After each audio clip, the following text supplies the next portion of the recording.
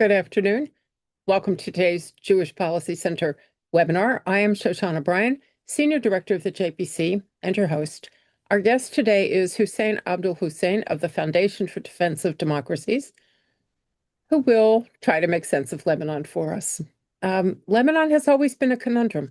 At war with Israel from the beginning, it was the quietest of all of the borders. When I was a college student in Israel, and I won't say how long ago that was, but it was long ago, we would travel up to the northern border, and the Lebanese border was guarded by a man with a rifle sitting in a chair. I remember the Good Fence from the 1980s. If you remember the Good Fence, raise your hand, and since I can't see you, send me a note. Too many people do not remember the Good Fence of the 1980s. But I watched people coming into Israel. I met Lebanese women working in a shoe factory with Russian immigrant women and long-term Israeli citizens. I also had dinner with a Lebanese couple on their honeymoon in Metula. So the question for us is, how did we get from there to here? How did we get from here to the future? And what does that look like? But before we get to Hussein, your Jewish Policy Center commercial. The JPC was established in 1985 as a nonprofit organization, providing analysis of foreign and domestic policy. We support primarily a strong American defense capability, U.S.-Israel security cooperation, and missile defense, all of which have proven their worth in the last year and a half. Most important today, we support the legitimacy and security of Israel against anyone who would deny them. We support the government of Israel and the IDF in their defense of the people within the borders and, when necessary, beyond the borders of Israel. And we support the servicemen and women of the United States military as they work to ensure that Iran has neither nuclear capability nor ballistic missile capability that threatens us and our friends. And we hope they don't have the ability to close the Straits of Hormuz. As an organization that sits slightly to the right of center on the domestic side, the JPC advocates for a lot of things. But today, I'm going to add support for Israel and our relationship to the domestic list, because, in fact, it has become a domestic issue. And if you don't think it has, you're behind the times. You can find us on our website at jewishpolicycenter.org. There you can read our insight articles, our magazine in focus, and our blog in context. And you can find past webinar programming as well. So now on to our guest.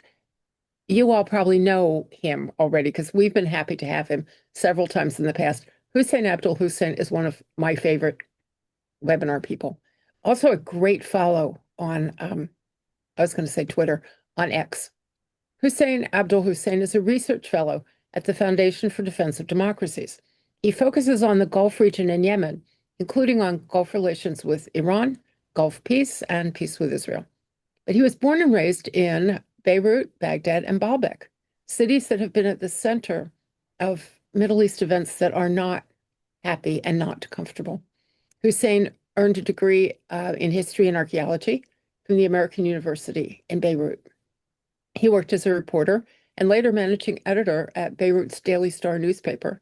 He's reported from war zone in Israel and Iraq and on the Lebanese border. In Washington, Hussein set up and managed the Arabic satellite network Al Hura Iraq, after which he headed the Washington bureau of the Kuwait daily Al Rai. He's been a visiting fellow at London's Chatham House, and he's published in English in the New York Times and the Washington Post. He's one of the few authors in those two newspapers that you should actually read. The rest of them, not worth it. And in various Arabic publications. He's been quoted everywhere you think he should be quoted by everybody you think should quote him. Hussein wrote for In Focus Quarterly in the summer of 2021 an article called Why There Is No Palestinian State. It's a must-read. It's a must-read now. It's a must-read especially now. You can find it on our website, jewishpolicycenter.org, under publications. Hussein Abdul-Hussain, I am happy to turn the floor over to you. It's yours. Always my pleasure, Shoshana. And my own commercial, something we should have added to my bio is that I just had a few weeks ago, my book, The Arab Case for Israel, just came out. It's on Amazon for anyone who wants to look it up. I This want to. I want to. That's okay, my next buy. Okay. okay. Thank you very much. Well, Lebanon, I mean, and Israel and the Middle East, it's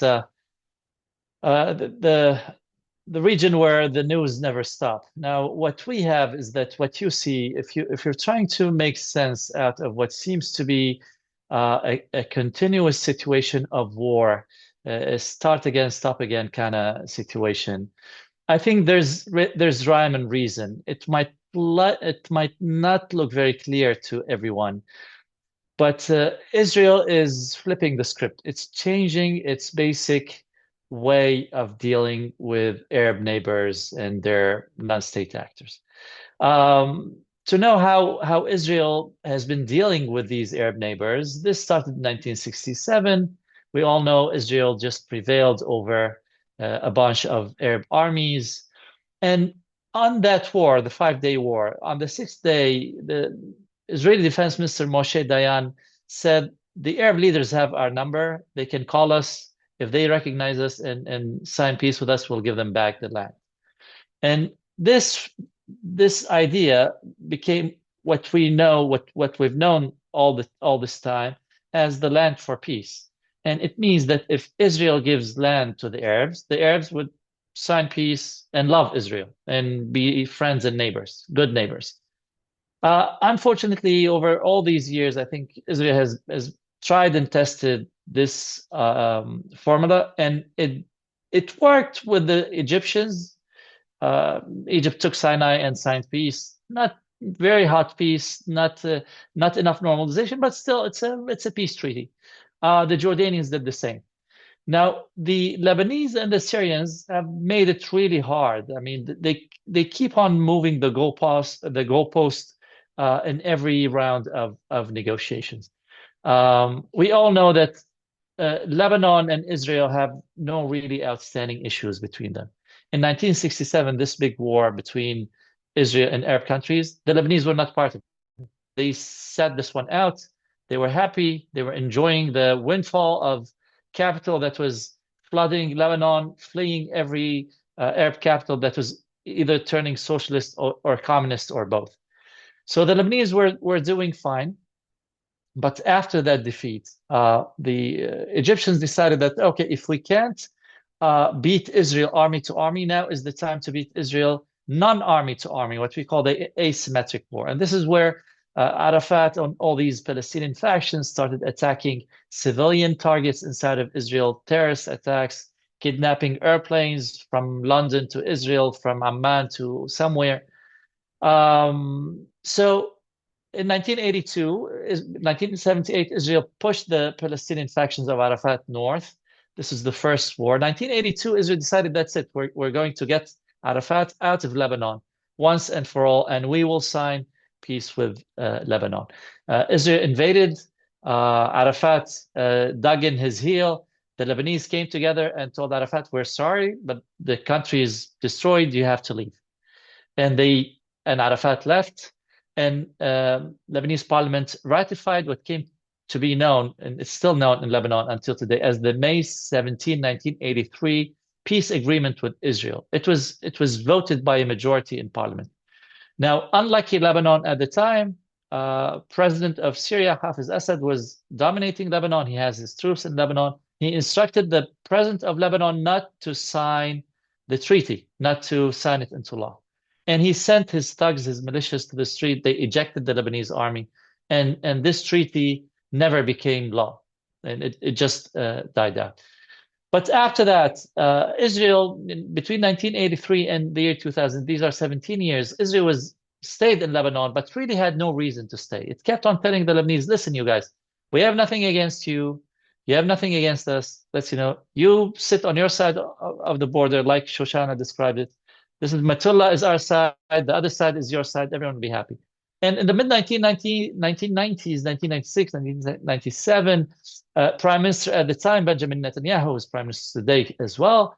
At the time, he told the Lebanese, if you guarantee that no attacks will be launched from Lebanon onto Israel, we will give you your territory. And at the time, there was a UN Security Council Resolution 425 that stipulated that Israel must withdraw from Lebanese territory. The Lebanese, of course, still under Assad control. The Lebanese said no. The reason they said no is because if Israel withdrew, that meant Assad would have had to pull out his troops as well. So in the year 2000, former Prime Minister Ehud Barak of Israel decided, okay, that's it, we're pulling out. Israel pulled out. The UN surveyed the border. UN Secretary General Kofi Annan certified before the UN Security Council that Israel was in full compliance with UN Security Council Resolution 425. And the Israelis thought that's it. They have their country, we have our country, now everyone live in peace. Except that the Lebanese, who had been saying for the longest time that Hezbollah exists as reaction to Israeli occupation of southern Lebanon. When the Israeli occupation is gone, Hezbollah was never gone. And in 2006, it launched a war on Israel. And in 2006, that war ended with UN Resolution 1701, which said Lebanon must disarm Hezbollah. Of course, Lebanon never did. October 8, 2023, Hezbollah again launched what it called a war in support of Gaza, and we are here today. So now what Israel is trying to do is that Israel is flipping the script. What Israel is telling Hezbollah and the Lebanese, and it's the same model that Israel is now using in Gaza. It is that we will not withdraw and hope that you'll be peaceful toward us. We will keep the land until you become peaceful. Then you will get it back. So first, you, the Lebanese government, disarm Hezbollah, and then we'll be happy to give you the land. Now, why does Israel hold this piece of land? One of the weapons that Hezbollah uses is a shoulder-held anti-tank missiles. It is guided. Its range is 8 to 10 kilometers, which is roughly 6 miles. And the Hezbollah people, it's lightweight. They carry it. They see an Israeli on the Israeli side. They use it. They kill people with it. And this became really dangerous during the 2023-2024 war. So Israel wants to push Hezbollah at least 10 kilometers north so that they can't use this weapon to kill Israelis. Now, Hezbollah can still use the bigger missiles, but these bigger missiles take some time, can give some warning time to Israelis, especially if they're pushed 6 miles, 7 miles to the north to take shelter.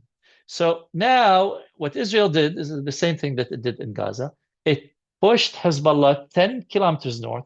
There are 55 villages whose residents are Shia supporters of Hezbollah, who left. Israel asked them to leave, so they left. Now they are living in as displaced people in tents in Beirut and in Mount Lebanon and other places.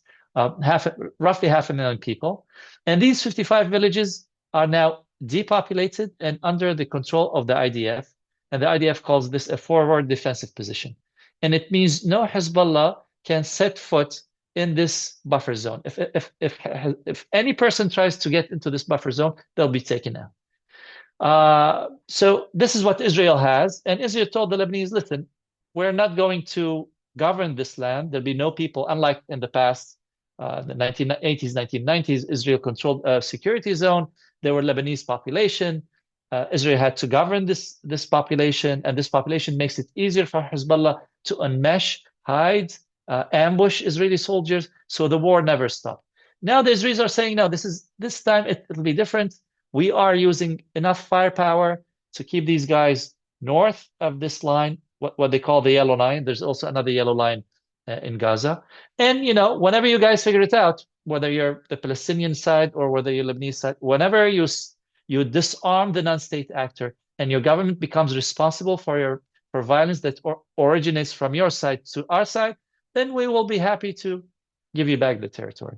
So this is the basis for the talks that are being held. Last Thursday, they held the first round of talks between Lebanese ambassador in Washington and the Israeli ambassador in Washington, and the participation of the American ambassador in Beirut. He's now here in Washington. Secretary Rubio was in the room. I think today Secretary Rubio will be in the room.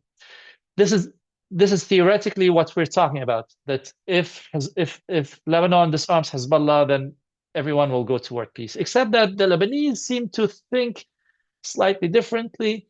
they're saying we went to talks with Israel and this is the first time that they hold direct talks since 1983.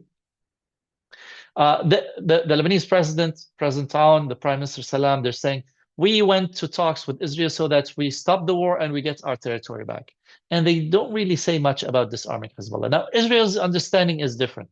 Israel's understanding is that we came to these talks to get to peace, and to get to peace, you disarm Hezbollah, we will have peace. So far, there's no agenda. It seems to me that the two delegations are talking past each other. They're not talking to each other, but still, the face-to-face talks is a huge thing. It has, like I said, it hasn't happened since 1983. And if it keeps on going, maybe we can build on it. Maybe things start moving forward. This is where we are now. Of course, before we started this session, I told Shoshana that I was optimistic, and she was surprised. And the reason I'm optimistic is that Israel has these non-state actors where it wants them to be. And Israel has the UN Security Council resolutions in its back. So now Israel is on this side. So before 2000, the UN Security Council resolution was on Hezbollah's side because Israel had to withdraw. Now the UN Security Council resolution on Israel's side because Hezbollah must disarm. And the same thing applies to Gaza because, as you all know, Resolution 2803, which is known as the Gaza Peace Plan, the UN Security Council resolution, also says that Hamas must disarm before Israel leaves half of the strip and everyone goes to peace.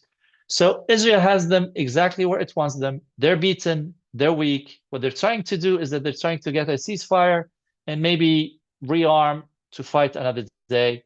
I don't think that's as easy as they think it is. On the Iranian front, quickly, which is not part of this conversation, but I'll just say quickly that we stumbled on something that turned out to be a killer with the Iranians. If we stop them from exporting their oil production will cause an overflow in their storage, so they have to shut down their oil wells. If they do that, they will lose 500,000 barrels of production a day forever. And the clock is ticking. I think it'll take them 20 days to fill their storage capacity. President Trump knows this. He's just keeping the pressure up. The blockade will be there. He's hoping that by the time these guys will have to shut down their wells, they'll be soft enough to come to talk to us and give us an agreement that's on our terms, not on their terms. Okay. So we have a question. I'm going to mix the question from a listener to my own thought. And he asks, please explain the value of Israel talking to the Lebanese government, which has no power to disarm Hezbollah. I want to add that to a slightly different thought, but maybe the same thought. In Iran and in Lebanon, you have armed groups. Now, the IRGC is not an armed terrorist, it's a terrorist group, but armed group. It is the fundamental arm of the Iranian government. But it threatens the Iranian government. If you talk to the U.S., if you make a deal with the U.S., if you do what the U.S. wants, we are actually in trouble. We will do something to you. Hezbollah out and right threatened the Lebanese government. It says, if you do this, we'll start a civil war in your country. So how does a government that wants to deal with Israel or the United States respond when, particularly in Lebanon, it seems to me that Hezbollah has a greater military capability or destructive capability, even than the Lebanese armed forces? How do you deal with that? So look, that's a great question. And I agree that the Lebanese government is much weaker. The Lebanese armed forces is corrupt. Its fighting ideology considers Israel to be the enemy, not Hezbollah. This must be changed before we resume giving them money back. It has, corrupt officers. It has officers who are ideologically aligned with Hezbollah. So all of this reform must take place, and I agree. But here's the thing. We don't want to be doing Iran's job for them. So what we've been saying all the time is that Hezbollah belongs to Iran, and we have no problem with the Lebanese government or the Lebanese state. And we want to reason with these guys. We want to help them rid themselves of Iran, Hezbollah, and the RGC. It doesn't help if we don't see the difference between the two. It would have been much easier for President Trump to say, ceasefire starts, and the ceasefire in Iran includes Lebanon. I mean, that would have been easy. And by doing so, we would have been giving Iran a tool, a card, would have been giving Iran Lebanon.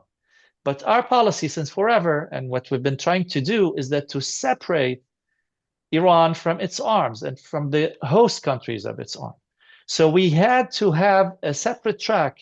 And by the way, this was, I mean, this was a positive thing that the Lebanese government did, was that when Macron of France and Pedro Sanchez of Spain said that the Iranian ceasefire should include Lebanon, the one who said no was the Lebanese government. They said, no, thanks. We don't want to be part of the Iranian thing. We have our own government. We can talk to the Israelis. And this is something we should give them credit for, and we should support them on. So I understand that they're not delivering on everything we're asking them to. And I understand that sometimes their statements are crazy. For example, today they're saying after Israel killed a Hezbollah journalist, quote unquote journalist, who sneaked into the area south of the yellow line. Israel is clear. They say, cross the yellow line and you're done. Right. So this lady sneaked into it and she was killed. And this morning, Aoun and Salam, the president and the prime minister of Lebanon, were threatening to take Israel to something, international court or international justice, something. Anything. Sometimes they say stupid and dumb things. And if you're talking to the Israelis, it doesn't help that you're threatening at the same time take Israel to a court. So I understand that there are many things that are not to our liking in this government and this state. But I also understand that we must not do Iran's job for them. Just say, okay, you are Hezbollah. We don't want to talk to you. You know, we're talking to the Iranians. We've been doing this since forever. After 1983, the United States stopped talking to government as a sovereign country. We started talking to Assad instead. And we kept on doing this until 2005 when Assad was ejected out of Lebanon. Then we started talking to Iran whenever we wanted anything about Iran. So this doesn't help. When we do this, we effectively give these countries another tool. We give them another satellite country. So it's in our interest to try to boost this failing government, no matter how failing it is. We have to be patient enough to try to boost them, try to separate them from Iran and the RGC. And to my mind, this is the best course of action. Now, are the results guaranteed? I don't know, but we have to do what we have to do. We have to give them money with strings attached. We say, listen, the Lebanese army, which has been getting tons of money from the United States, I think over 1 billion over the last decade. We shouldn't be giving them the money, just throwing the money on them. We should say, you get the money, you have to change the combat ideology of your military. If it keeps on saying the Israeli enemy, you're not getting the money. If it says this, our mission is to restore our sovereignty, which means disarm Hezbollah, you will be getting the money. So these are things we haven't been saying in the past.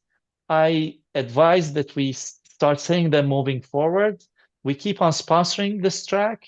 We understand it's a weak government, but we try to help it become stronger, boost it, become stronger than Hezbollah, disarm Hezbollah. Step by step, I think we might get there. And by the way, I think the Israeli plan is brilliant. The Israelis are saying 1701 is on you. You enforce it, you get back your territory.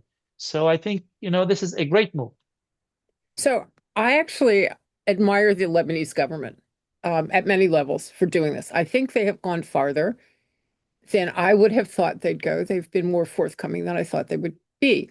My problem isn't what they want or what they think or where they want Lebanon to go. I want to go there too. My concern is that Hezbollah may still have the ability to create, if not a war with Israel, and I don't think they can do that, but a civil war again inside of Lebanon. What do you think the capability is of Hezbollah if they see themselves about to be thrown out, about to be disarmed, about to be, run underground? Can they wreck? Is there anything left to wreck in Lebanon? Can they create a civil war? Look, civil war requires many parties to be engaged in war. And Hezbollah, other than the Lebanese army, Hezbollah is the only one that has significant military capabilities. The Christians are not armed. The Druze are not armed. The Sunnis are not. I mean, the big, these big groups, the big ethno-sectarian groups. I mean, it takes two to tango. And Hezbollah threatens what when Hezbollah says civil war, they say if the military comes after us, we are using our military power to beat the army and beat the government. I think last week or maybe 10 days ago, they even had a plan to have a mob sweep the seat of the government in downtown Beirut, just go after the prime minister because they want the government to reverse a March 2nd resolution that said that instructed the Lebanese armed forces to disband Hezbollah and prohibit all of its military action. And this is a great resolution. Now, the army said we're not going to do it because the commander of the army is a corrupt guy who's in Hezbollah's pocket. That's something else. But the cabinet did what it could do. And to understand why this is important is that, look, Hezbollah's out and trying to topple the government because of this. Hezbollah doesn't like this. This makes Hezbollah totally illegitimate. So we know Hezbollah's on the wrong side of the international law, and there's so many UN resolutions that consider to be illegally armed. But if you also get the Lebanese government saying that you're illegitimate, then that's it. You're just a bunch of thugs with arms. So sometimes they do the right things. They announced the ambassador of Iran in Lebanon as a persona non grata. They wanted to expel him. The guy is still there in Beirut. They can't really kick him out. I mean, you really cheer for them when they take these decisions, but then you're scratching your heads. Now, how can we help them do it? Or how can they do it? I mean, no one knows, but we have to just try to help them. So we tried with the Lebanese armed forces. We had American military professionals work with the LAF and as you point out, plenty of money and equipment. Okay, so you look at the LAF and you see at the top of it is a guy who's, first of all, as you say, corrupt. Secondly, he's in Hezbollah's pocket. What's the role? I mean, there are laws that govern these things, right? What's the role of the government in removing him? Could they do that? Or is that another way of creating dissension within the LAF that won't help? Oh, they absolutely can. I mean, the president and the government can remove him, can replace him, can reshuffle the top leadership. They can do all of it. Mm-hmm. My problem with the way we gave the money and the way we trained the way we built capacity for the Lebanese armed forces, we did so to an extent, is that we never had strings attached. We were too loose with our instructions. And we let them get away with saying one thing in English and something else in Arabic. And I think we should call them out. I try to do this personally on my, X account. And whenever I see them, saying something different in Arabic, I just translate it and call them out for it. But we should do it as a government, as our government, the US government should tell the Lebanese government, cut it out. We heard you. You said it in Arabic, but it's bad. If you say it again, you're not getting the money. So we have to get serious. And we've never done this in the past. The way Washington is divided is that you have two bunch of people, one of them saying we have to give them money no matter what, the other bunch saying we have to not give them money no matter what. And we have no one who's saying, listen, let's be nuanced. Let's have strings attached. Let's have conditions. Let's have maybe KPIs and benchmarks for these guys, which is what I want to see happen. Okay. Now, if you're the US government and you say to yourself, this is what I want. And I do believe the US government would agree with your position. If I say it now, and if this is a very delicate moment, we don't have yet negotiations between the Lebanese government and the Israeli government. We have ambassadors, and that's a good step. Would it be helpful or not helpful for the US to say that at this point? We want to keep supporting you. We want to be on your side. We want to give you money. But under these conditions, and here's the conditions, would that drive the Lebanese government to say, no, forget it, we can't, we're not? Look, do we have to go along with the story for a little while is the question. Yes. What we should do, I think, is that what we brilliantly did in Gaza, or what the Israelis did, and we helped them finalize it, is that we draw a map that specifies their role and the order of things. And we say, this is the sequence. And if you stop at any part, then you stop the whole sequence.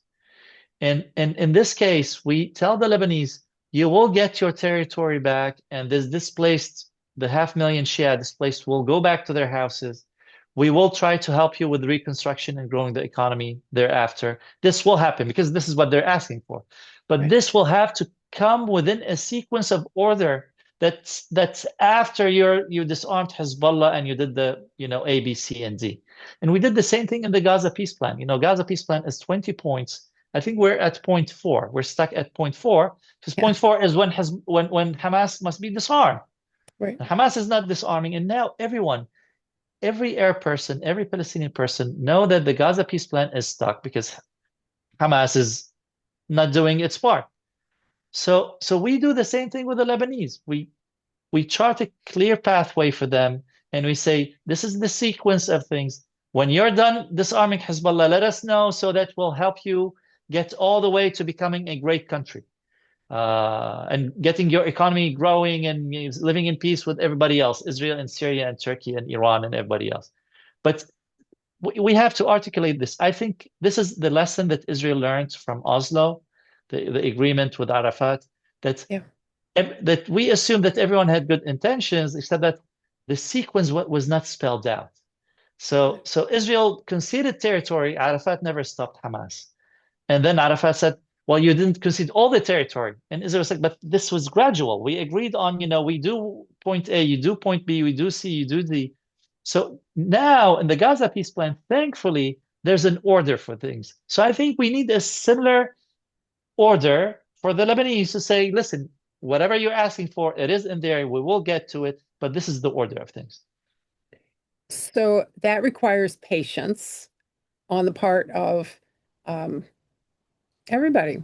I mean, the Lebanese to begin with, because really having that many displaced people in Lebanon is very difficult for them. And so that's a problem. It creates a problem for Israel, which is just a problem of, who's going to shoot you next. Creates a problem in the United States because Americans basically don't separate the war in Iran from the war in Lebanon. In our minds, we don't separate the two. And we're watching gas prices rise, and now we're thinking that this is like the worst thing that could ever, ever happen to us. We have no patience. So here's the question, sort of, or a complaint on my part, maybe. Iran looks at this and Hezbollah looks at this and says, look, if we could just, and Hamas for sure looks at this and says, if we can drag it out longer, the Americans will just give up and go home. They have elections in November. Trump's not running, but all the Congress people that are running, they'll hold it over their heads. So is this I would say that you should take a deep breath and just wait. Okay, that would just be my thought. But maybe we can't do that. Maybe the other parties have reasons to want to stall until the United States gives up, and they know that we have given up on things in the past. How do you see it? So this is a great question, and I think this is why I'm optimistic and you're not as much. And this is because these plans have been designed in such a way that if you don't proceed, you don't go back either. Uh, And Israel has designed them in such a way that there won't even be pressure. So this is exactly why I was saying no one now can pressure Israel to withdraw out of the half of the Gaza Strip that it controls. And no one can pressure Israel to leave these 8 or 10K inside the Lebanese territory, the yellow line. No one can ask Israel to do that because Israel is doing this as a result for the other guys not doing the UN Security Council resolutions. So Israel is designing this that if you stop at any moment from there on, things will not go back and hit you again. Like it's not like there's nothing that will bounce back. Now, ideally, we want things to get to the end, but if they stop at point 3, like in the Gaza peace plan, or point 4, fine. The ones who'll be in a bad situation are the Lebanese who have 55 depopulated villages, 500,000 displaced, and an economy that's not going anywhere, and a government that's not sovereign because Hezbollah is still armed. So, okay, if this is the way you want to live, that's on you. But on the Israeli side, you got your buffer zone. Killing Israelis has become harder. No one will come to you and say, give back the land. No pressure on you to do anything on with the Lebanese. And that's that. So I think the reason why I'm more optimistic this time is that we, the United States, and more so Israel, have learned so much from past experiences that we do not assume that the minute we sit and talk together, that everyone is coming with goodwill and wants to see this to the end. We're sitting and assuming that, okay, we want to see it to the end, but until we get to the end, every step will have to be an independent thing on its own. If it stops, then that's it. Nothing will go bad after that for us. On the Iranian side, listen, I think I'm not sure. I mean, no one is sure who's running Iran at this point. Some say they're divided, some say they're playing good cop, bad cop. But what we know is that the Iranians too are in a position wherein this status quo is, if it becomes permanent, like it's become in Gaza, the status quo in Gaza is now permanent. I don't think anything will move. No reconstruction, no money, no withdrawal, no disarming of Hamas. That's it. And I think Israel made its peace with it. Israel can live with what they have now. And the same thing applies to Lebanon. Even though in Lebanon we're still hopeful that the government might be able to pull off something and not become stuck in a similar status quo like Gaza. In the Iranian case, if this becomes the status quo, which is really very probable. I mean, everyone expected the shooting to resume after the ceasefire ended. It didn't. I think President Trump is now focused on the blockades and on keeping the Hormuz Strait open. Now, if there be shooting, the Iranians will have to start the shooting. I don't see ourselves doing it first, or Israel.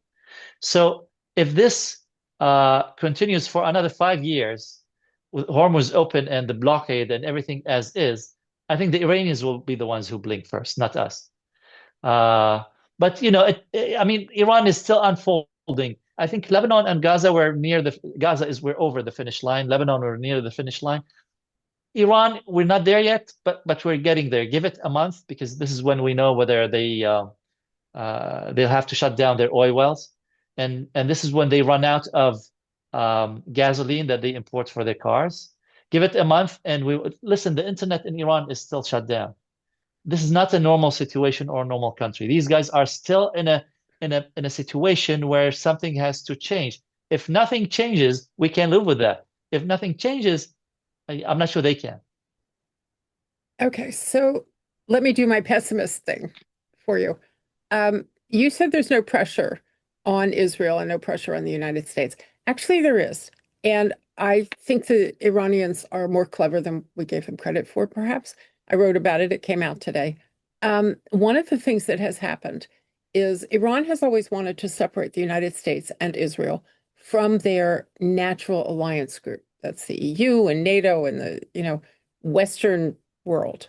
And they are increasingly successful, not only with the Europeans, but also with Democrats in the United States, college students, the stupid media. I mean, there's good media and stupid media, more of one than the other.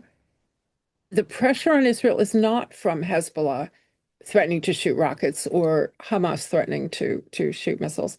It's on the loss of political, economic, social, military support from the allies. And the United States is facing some of that pressure as well, where countries want us to have the straits open, even if it's Iran that's running it. Never mind, they want their oil. So there is pressure. How long one can face the pressure, I don't know. I really don't. So listen, just about the strait in particular. The strait will lose its value as time goes by if it remains blocked. The reason I'm saying that is because oil production stopped because Iran was using ballistic missiles and explosive drones. The two biggest producers of oil, the Saudi Arabia and the United Arab Emirates. So the Saudis pump 9 to 10 million the Emiratis pump up to 4 million. And that's out of 20 million that pass through the Hormuz Strait. This used to be the situation before the war. And then you add 4 million from the Iraqis, maybe 2 from the Kuwaitis, and that's the total. If Hormuz is blocked, the UAE has a port that's outside of Hormuz. That's right on the Arabian Sea, on the Indian Ocean, which is Al Fujairah. Now, granted, this is not a big port, but they can expand it fast. If they start exporting their 4 million barrels from Al Fujairah, Hormuz can stay blocked until forever, and the Emiratis won't care. They'll be just exporting and importing whatever they need. And then you have the Saudis have rerouted their production from east to west, 70% of the production to Yanbu on the Red Sea. And they can increase the capacity as time goes by. So they can get up to 90% or even 100%. So you have the Saudis and the Emiratis rerouting their oil. The only big losers in this are the Iraqis and the Kuwaitis. And that's roughly 5 million to 6 million barrel. Before the war started, on any given day, the oil market had the surplus of 4 million barrels, and the price was $65. So I'm just trying to explain in terms of numbers. So Right. if this continues, the market can readjust and bring back the price to where it was before the war, slowly, but like in a matter of months. So the point here is that Hormuz will not stay as important as it used to be on day one when they shut it down. The alternative route is there and can really readjust. Even Iraq, they pump, I think, 300,000 through Turkey. They can expand this. They can double this capacity. The Iraqis, look, the Iraqi government this month, the month of March, didn't have money to pay its employees, Right. because they live month to month on their export. And Iraq is theoretically a friend of Iran. So the friends are the ones who are being hurt in this. So I don't think this is as sticky a situation as they try to depict. Look, I mean, there's politics and then there's reality. So politics, yes, it's horrible if you oppose President Trump, and it's great if you support him. I mean, that's the template.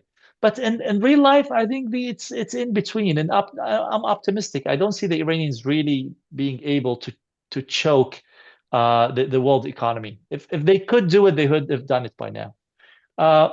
Now, to your question about the debate that we have in the United States, I think this was unfolding with or without October 7, with or without anything else.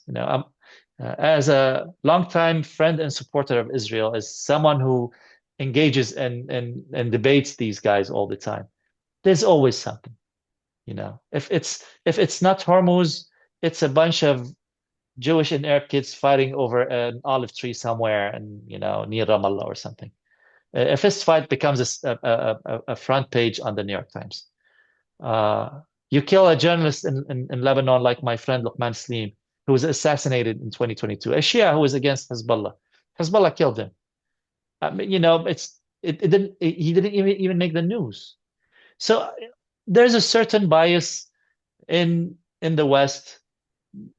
Some of it, I mean, I don't want to go into Western politics and ideas, but most of it comes from white guilt. That's the reason we live a better life than the other guys is that because we abused the other guys. As someone who grew up with the other guys, I'm saying that the reason that the other guys are miserable is from within, and the reason that you guys are successful is also from within.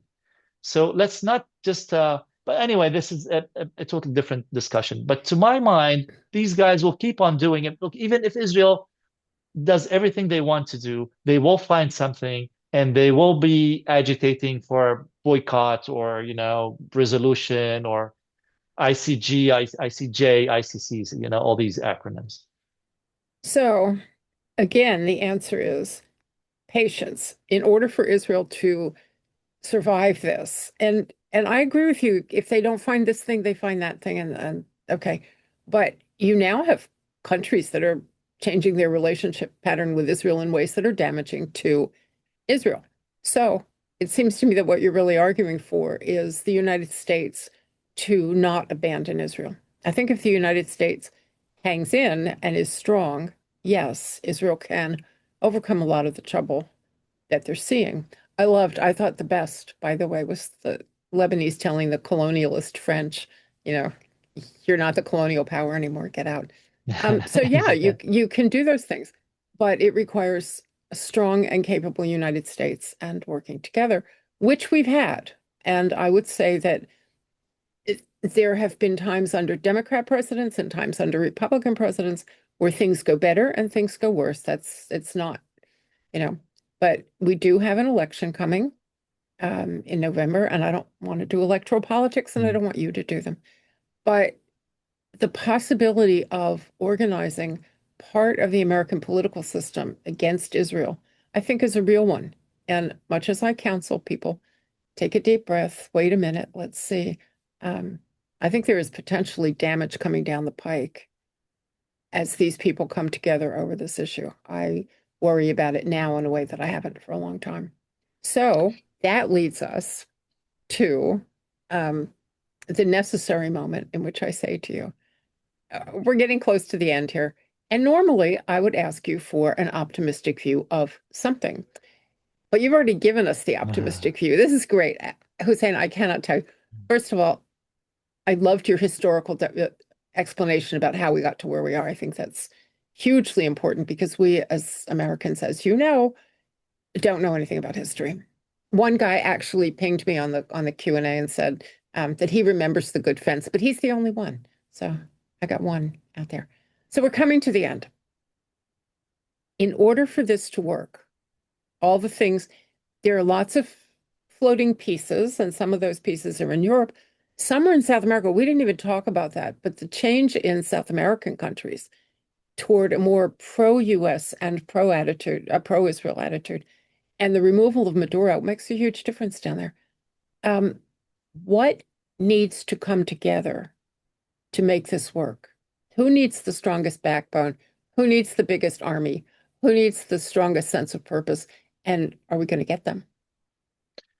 So look, it's interesting that countries are not behaving as nations, not only the United States, I think everybody else. If you're watching the Yom Ha'atzmaut, the Israeli Independence Day celebrations, you probably would have noticed that President of Argentina, Javier Milei, was in Israel. He lit one of the torches, he was dancing, and he was celebrating. And shortly before him, the prime minister, I'm sorry, of the biggest democracy in the world, India, toured Israel, was received warmly, um, uh, delivered a speech before Knesset saying, I'm Israel Chai. So, there's always someone and if the left takes over Argentina, you would expect someone to start saying, let's boycott Israel. And the same thing is unfolding in Spain. Now you have a guy who's the president or the chief of the whatever they call it, the Socialist International or something. And in a week ago, maybe 2 weeks ago, the Spanish, they have this traditional Easter celebration, and they, instead of burning Judas, the 12th disciple of Christ, they burned an effigy of Bibi Netanyahu.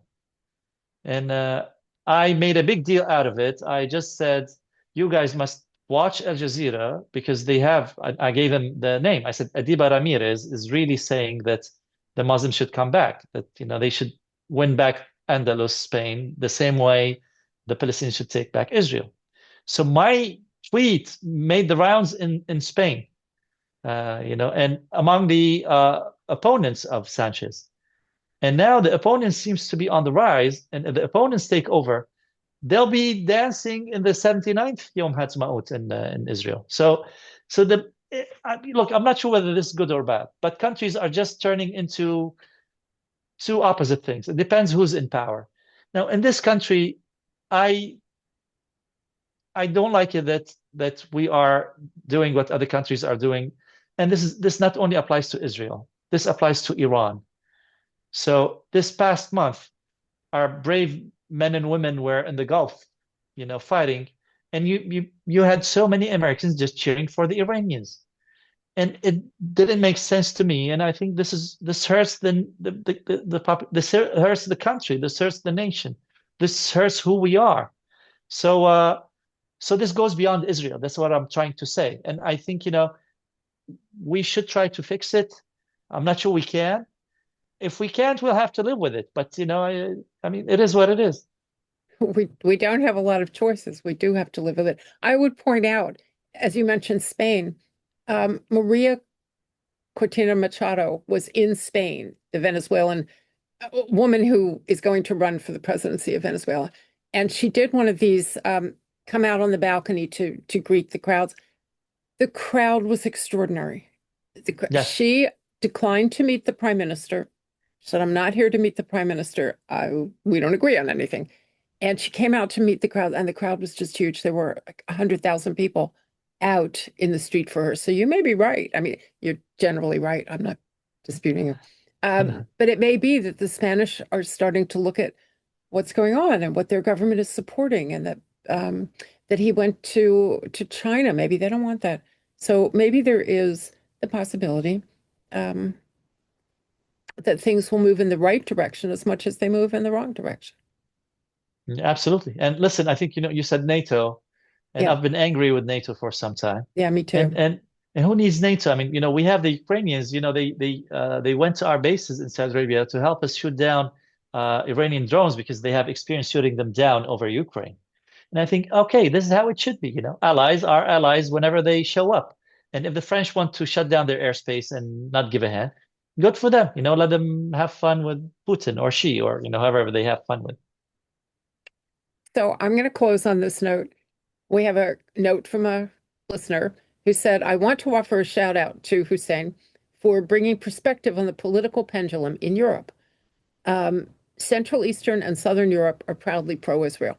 So even within the European community, he reminds us there are these people and there are those people.